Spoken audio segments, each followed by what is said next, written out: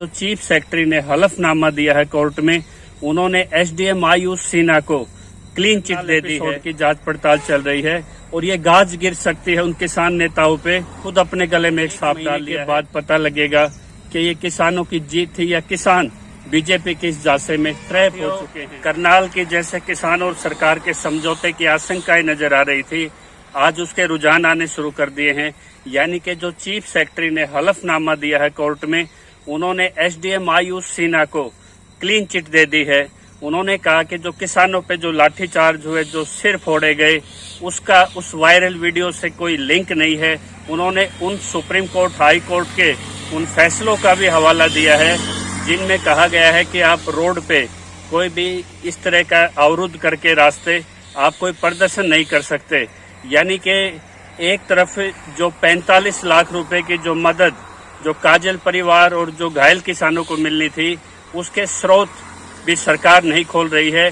यहाँ तक कि डीसी के आधिकारिक बयान ये आए हैं कि भाई हम किस आधार पे उनको मुआवजा दें, लेकिन उन तक वो मदद पहुंची है तो किन सूत्रों से पहुंची है, किन के खातों से पहुंची है। यानी कि सरकार कोई भी ऐसा फंड रिलीज करके कहीं ना कहीं ऐसा एडमिशन नहीं बनाना चाहती। और इसके 15 दिन के बाद अभी तक किसी भी इंडिपेंडेंट जो जुडिशियल इंक्वायरी होनी थी, उसके लिए कोई ऐसा नोटिफिकेशन, कोई ऑर्डर भी लाइट में नहीं आया है। लेकिन ये नहीं है कि इसकी जांच पड़ताल नहीं चल रही है। पूरे करनाल एपिसोड की जांच पड़ताल चल रही है और ये गाज गिर सकती है उन किसान नेताओं पे जो समझौते में इस तरह से एफआईआर पे फोकस ना करके उन्होंने एक इंटायर एपिसोड का खुद अपने गले में एक सांप डाल लिया है।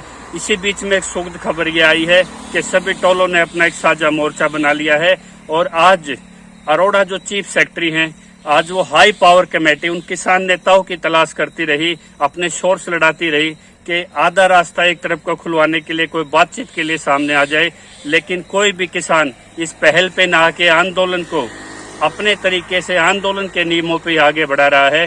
तो ये जो आयुष सिन्हा पे बड़े बड़े कयास लग रहे थे, उनका जो पटकथा उन्होंने एफिडेविट से लिखी है, जो रिप्लाई उन्होंने मनीष नाम के एक पेटिशनर की याचिका थी करनाल से, उन्होंने क्लियर कर दिया कि हम एसडीएम को क्लीन चिट देने जा रहे हैं और पूरा दोषारोपण कहीं ना कहीं उन किसान नेताओं पे रहेगा जो अंडर टेबल कोई भी सेटलमेंट करते वक्त ये नहीं सोचते कि जो पीछे से इन मास की आवाज है वो लागू कराया जाए।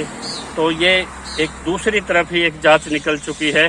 तो इसका आने वाले भविष्य में इसी आधार पे वो जांच रिपोर्ट भी तैयार होकर किसानों को मिलेगी और 1 महीने के बाद पता लगेगा कि ये किसानों की जीत थी या किसान बीजेपी के इस जासे में ट्रैप हो चुके हैं।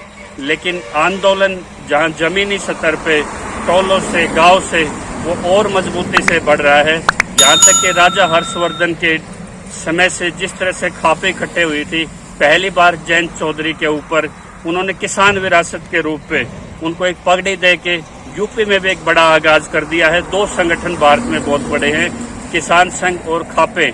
आज दोनों एक दूसरे किसान विरासत पे और अपनी अपनी विरासत पे आंदोलन और एक सरकार के पक्ष में खड़े हैं। आने वाला समय इसमें नतीजा तय करेगा कि किसान नेताओं से आगे बढ़ के किसानों को आंदोलन में हर कदम की समीक्षा करनी पड़ेगी यदि उन्होंने आंदोलन को एक नतीजे पे पहुंचाना है। वरना इतना बड़ा कामयाब आंदोलन यदि किसी चुनावी राजनीति या किसी राजनीतिक लोगों को लाभ पहुंचाने की तरफ अगर अब भी नहीं जागे वो किसान नेता, तो वो सबसे बड़े इसके दुश्मन कहलाएंगे। तो यही किसानों को संदेश है, जागे और हर कदम की समीक्षा करें। जय किसान।